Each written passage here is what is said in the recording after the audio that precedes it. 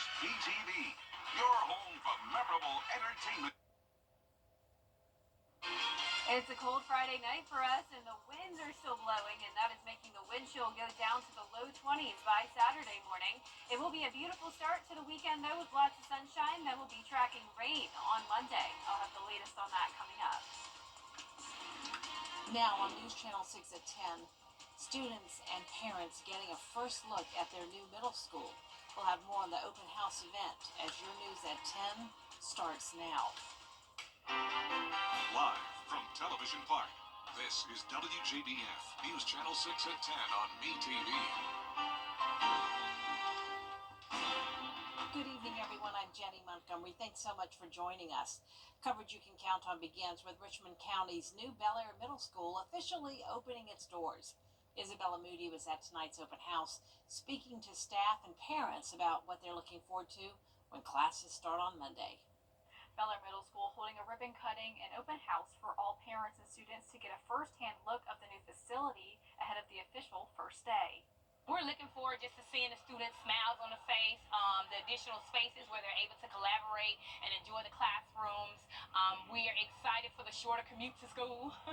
And so we're just happy that they're actually at the place that they have longed to be. After a 3-month delay of the opening of Bel Air Middle School's new building, it will officially be opening Monday, January 6th, when students return from winter break. Frank Harewood, a parent of one of the students, believes that even though it is later than expected, everything happens for a reason. Everything I feel like happened at an appropriate time. It happened at the right time. New year. Finish out the old, start something new. Another parent, Shenny Patterson, is happy that they will no longer have to drive a longer commute to school and is excited for her child to have all the resources that the new building features. It's easier for us to commute, because it's closer to home versus being down at Langford. And then it's a beautiful school. They have so many more things that they did at the elementary school. Cody Nielsen is looking forward to his child being able to access newer technology in the STEM lab that the former Langford Middle School building did not have. The students are going to be able to do better in these facilities simply because of the fact that they are able to have access and more space to do what they need to do. Faculty and staff see this building as an investment in the students and are excited to ring in the new year in the new school. In Augusta, Isabella Moody, WJBF News Channel 6.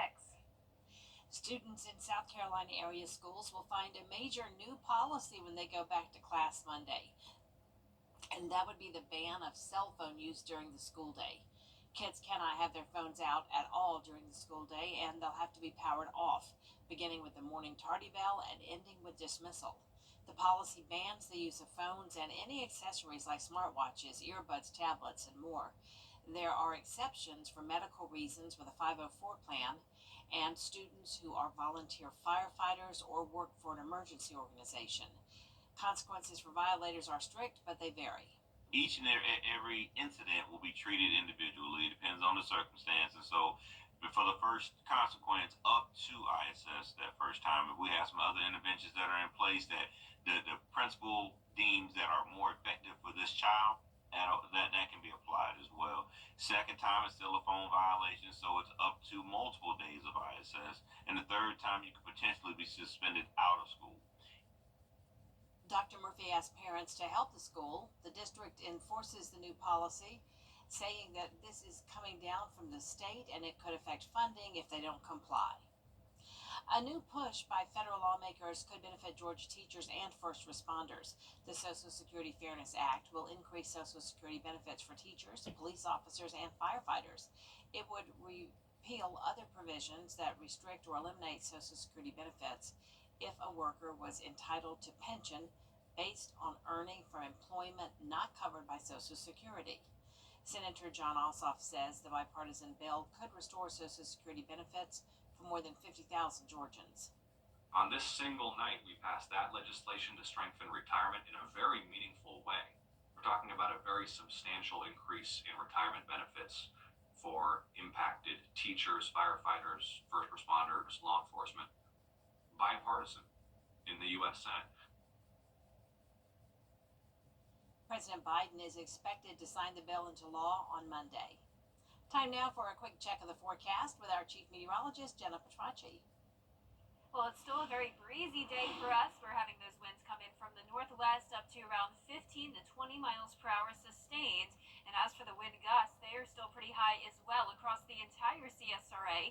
Currently seeing gusts up to 31 miles per hour in Waynesboro, Aiken at 26 miles per hour, 23 in Sandersville, and 27 next door in Wrightsville. The highest wind speeds today were actually in Aiken County. A 38 mile per hour wind gust reported at the airport, 32 at Augusta Busch Field, and 37 up in Washington.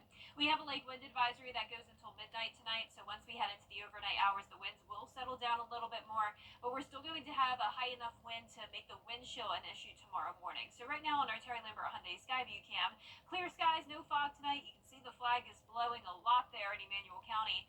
Our low this morning was 28 degrees, putting us 8 degrees below our average, and our high today was 59, tied with our average. Right now we're sitting in the 40s, 40 exactly in McCormick, 45 in Barnwell, Augusta at 46, Millen, you're at 45 degrees, 47 in Sylvania, Wrightsville also at 46, and 41 in Lincolnton. But when you factor in the winds, it is feeling as cold as around 33 degrees in Lincolnton and Washington, like 39 in Augusta.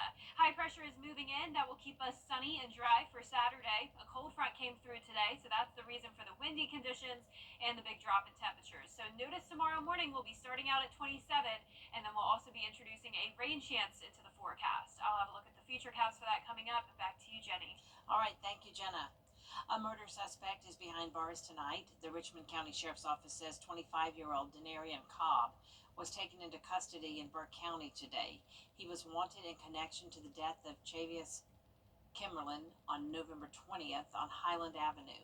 He remains in the Burke County Jail and will soon be extradited back to Richmond County to face murder charges.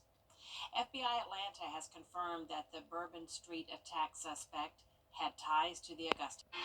Coming up, mourners descending on Plains, Georgia. We'll hear from people paying tribute to President Jimmy Carter after Jenna's forecast. And like I mentioned, we will be tracking some rain as we head into Sunday and Monday, and then maybe even the slight chance of some winter weather by the end of next week. Stay with us for the latest on your forecast when we return. The death of Keyword community calendar. Now, your most accurate forecast with WJBF Live Viper 6. Welcome back, and I hope you're having a great Friday evening. We do have some very cold temperatures, no doubt about it, and the winds are making it feel even colder. Here's a look at our Terry Lambert Hyundai Skyview cam now from Wellstar MCG Health. The good news is that visibility is perfect, at least. We have absolutely no moisture around with a dew point of 17, so that is helping to limit any fog development. And we also have those breezy winds coming in from the northwest, 16 miles per hour sustained, currently at 46 degrees in Augusta. But some of us are getting awfully close to the 30s in McCormick, right at 40 now, 41 in Saluda, 42 in Crawfordville, 46 in Wrightsville, 45 in Millen, and Allendale, you're also at 46 degrees. We did have a cold front come through this afternoon. That's what's bringing the cooler temperatures and also the breezy winds behind the front. High pressure is settling into the area, and that will stay with us for our Saturday. Eventually, we're going to see this cold front that's all the way out towards the west move into our area on Sunday night into Monday, and that will bring us a rain chance. But no chance of rain tomorrow. It does look good for any outdoor activities, but you definitely need to bundle up. We will be struggling to even get to the 50-degree mark. Temperatures will be similar on Sunday, and overall a mostly dry day, but clouds will definitely be with us, and we'll see a few showers or so. But for tomorrow morning, we will be dropping down to about 23 for that feels like temperature when you factor in a 5 to 6 mile per hour wind. Completely clear conditions, and then the winds will settle down by tomorrow afternoon. Winds won't be an issue on Sunday either, but check out Monday. Gusts up to 40 at least. I do think there's a chance that we could see some isolated winds get up to around 50 miles per hour on Monday. But the good news is that there is no chance of severe weather whatsoever on Monday. It's just going to be the rain with the gusty winds, but I'm really not expecting storms here. The chance of rain is high at 70%. Here it is on our futurecast. So Sunday morning does start out dry, and the bulk of the afternoon will be as well. But later on in the day, we could see a few showers, especially in our northern counties. That's ahead of the front, but once the front comes through, that will be bringing more widespread rain early in the day on Monday. It's in and out of here by around lunchtime, and then the very cold air will move in Monday afternoon. The rainfall totals won't be an issue. We will not have any flooding concerns, and we're also not concerned about freezing rain. As noticed, we'll actually have above average temperatures and well above freezing temperatures with a low of 41 on Monday.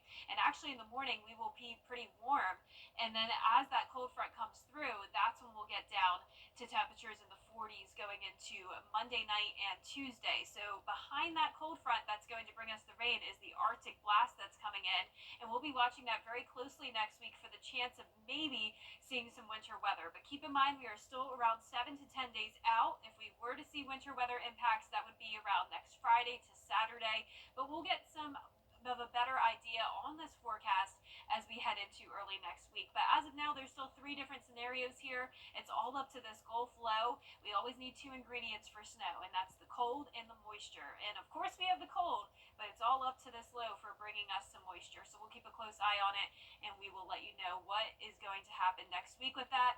But as of now, no guaranteed snow. Our lows tonight will be in the mid to upper 20s. Highs tomorrow will be in the upper 40s to around 50 degrees. And that 10-day forecast showing that rain chance Sunday and Monday. Back to sunshine on Tuesday with the big cool down again. High of only 48. Then we'll see lows down to 21 degrees next Friday morning. So it gets even colder from here. Really cold. Yes. All right. Thank you, Jenna. People are heading to Plains, Georgia to pay respects to President Jimmy Carter, who died earlier this week. His hometown now filled with lots of sentiments and signs showing the impact he has made over his 100 years of life. And visitors of all ages are traveling hundreds of miles to remember and honor his legacy. I think looking back at all the former presidents we have today, he stands out as the one that has continued to work for a better America, but also a better world in general. And ceremonies will get underway Saturday morning after 10 o'clock. The former president's motorcade will take 1 lap around Plains, Georgia before heading to Atlanta. Carter will be in repose. He will lie in repose in Atlanta throughout the weekend. Coming up, the clock is ticking to get your real ID. We have information you need before planning your next trip when we come back. It's law enforcement. It's people. Disaster Restoration, 706-793-9080. The CSRA is full of amazing women. Women who inspire. Women who innovate. Women who lead. That's why News Channel 6 brings you Women to Watch. On the last Wednesday of each month, News Channel 6 recognizes local businesswomen who are making a positive impact in our community. Nominate someone today at WJBF.com. Sponsored by Goodwill.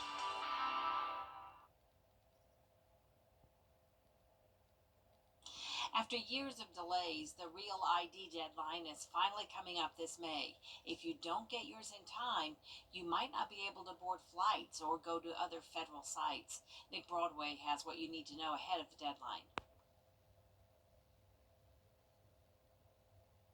After years of delays, the Real ID deadline is finally coming up this May. If you don't get yours in time, you might not be able to board flights or go to other federal sites. Nick Broadway has what you need to know ahead of the deadline. The deadline comes roughly 20 years after the Real ID Act was passed. Since then, many state and federal entities put in the work to implement these security changes. Now, the TSA is finally months away from its deadline. After the deadline, a Real ID will be required to get on domestic flights. Passengers without one can instead use a passport or a birth certificate. Real IDs will also be required for getting on military bases and other federal installations. Experts say save yourself from the headaches and get it done now if you haven't already. Just make sure you bring the right documents. It's not simply showing up with your driver's license and converting it to a Real ID. There's additional documentation that you need to take with you. Those who still need one will have to schedule an appointment with the DMV. Bring proof of identity, something like your current driver's license, a passport, or a birth certificate. You will also need something with your social security number, like your social security card or a W-2 form. The DMV's website lists what you need to bring. Leading up to the deadline, the TSA is proposing another delay, punting full enforcement to 2027. They're hashing out the details of a phased approach that would start this May. Regardless, the May deadline is still in place, so it's recommended that people get their real IDs as soon as possible. The more prepared you are on the back end, the easier travel is going to be when it's time to go. The real ID deadline was pushed back 3 times since the COVID-19 pandemic. Coming up, Westside Boys basketball returns to the court, playing Baldwin in a 3A region play. Stick around for highlights of the game in sports. Is your bathroom WJBF News Channel 6? Now, WJBF sports coverage you can count on. The Georgia football team may have ended their season last night in the CFP quarterfinals, but the Georgia men's basketball team are taking on the Ole Miss Rebels in SEC play. The Dogs are off to a 12-1 start this season, their best start in 94 years. Georgia is one of 2 teams currently ranked in the top 25 in both field goal percentage and field goal percentage offense. 7 players have led the Bulldogs offensively in at least 1 or more games. Deshane Montgomery leads the team, averaging 16 points per game. The SEC, though, proving to be a gauntlet in men's basketball this season. The month of January won't be an easy one, with 7 of their 8 contests top 25 opponents. Tennessee, Auburn, Florida, and Kentucky, just to name a few. In between those games, it's going to be about the film sessions and the weight sessions and the meetings that we have, staying in the moment, staying true to the process. To a road game, SEC, all my team has been telling me it's going to be extremely hard. That's why I feel like our team is really good at is handling adversity. Tip-off set for noon on the SEC network. And the South Carolina men's team also opening up SEC play on the road against Mississippi State. The Gamecocks are riding a 7-game winning streak, tied for the 9th longest active streak in the nation. They're seeking their 8th straight on Saturday since the 2016-2017 season. They're playing an MSU team that has won 6 games in a row, led by all-SEC guard Josh Hubbard, who averages 17.5 points per game. Last season, South Carolina swept the season series over MSU and will look to do that again this year. I don't anticipate in any of our conference games that not being ready to go or not being motivated or overlooking any particular game. I don't think that would be anything. We may have some slow starts because we don't play well, we don't shoot well, or we're not accustomed to what the other team is doing. It may take some time, but hopefully we'll get some better starts. Tip-off set for 2 p.m. Saturday on the SEC network. And shifting to high school basketball, the Westside Patriots hosted Baldwin in 3A region play. Jumping into the second quarter, the Patriots leading 24-20. Out of the timeout, Aldrion Jones drives straight past his defender and gets the bucket to go. Then it's Jarius Atkinson who dishes to Carson Bryant, who makes the tough floater here. Westside, they lead it 31-26 at halftime. Then in the third quarter, Dontrell Jackson gets the steal and pushes the pace in transition. He gets the layup. Jackson now finds Jaden Atkinson in the corner, who splashes home the 3 ball. Patriots improve to 8-6 on the season, beating Baldwin 69-56. That'll do it for sports. We'll be back. The WJBF Scholar Athlete Awards honor high school students from around the CSRA for outstanding achievements, both on the athletic field and in the classroom. I'm Tamika Lampkin from Jefferson Energy Cooperative. Being a Scholar Athlete means excelling in both the classroom and in sports. If you know a high school senior that thrives in the classroom and on the athletic field, we encourage you to nominate them for the Scholar Athlete Award. Here's how. To nominate, go to WJBF.com and click Scholar Athlete Award under the Sports tab. Whether you're seen on the big screen. Every day, ordinary people in the CSRA do extraordinary things to serve our community. Each month, News Channel 6 recognizes these outstanding volunteers with the Giving Your Best Award. Do you know an everyday hero who goes the extra mile to help others? Nominate them for the Giving Your Best Award by visiting WJBF.com and filling out the entry form. Sponsored by Science Co., Beat Lot Augusta, Security Federal Bank, and News Channel 6. To get the weather, you need to see the whole picture. That's why live fiber Viper 6 gives you the Skyview Network. Get a live view of traffic and weather from all over the CSRA. Available online 24 hours a day at WJBF.com and the free Live Viper 6 mobile app. The WJBF Live Viper 6 Skyview Network. Powered by Terry Lambert Hyundai. Low prices, big selection, and committed to quality customer service.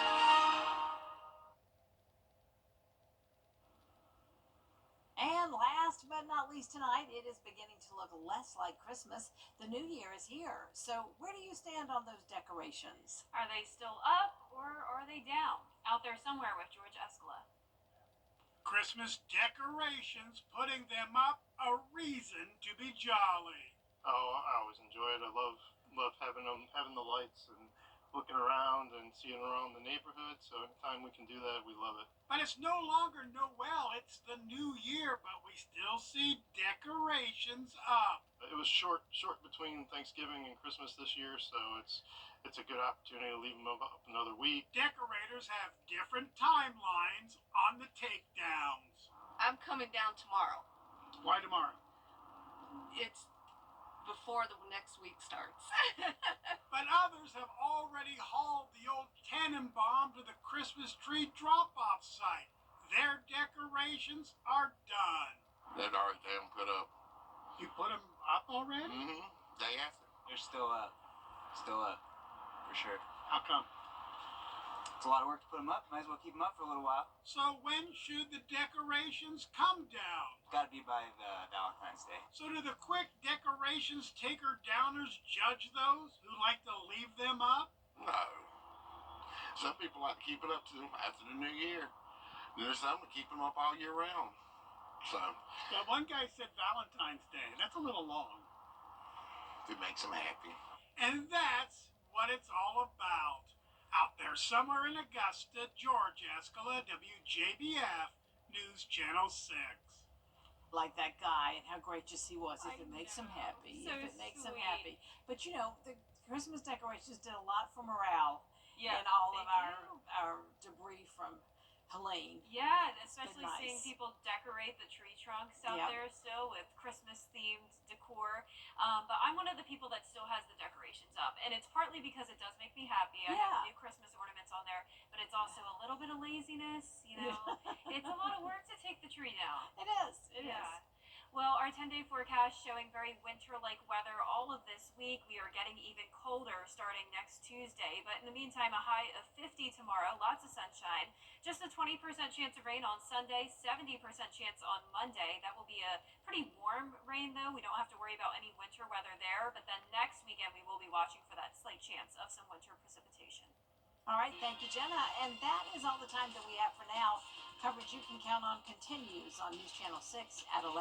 And we will see you then. Hogan's Heroes is next here on WTV. Have a great night.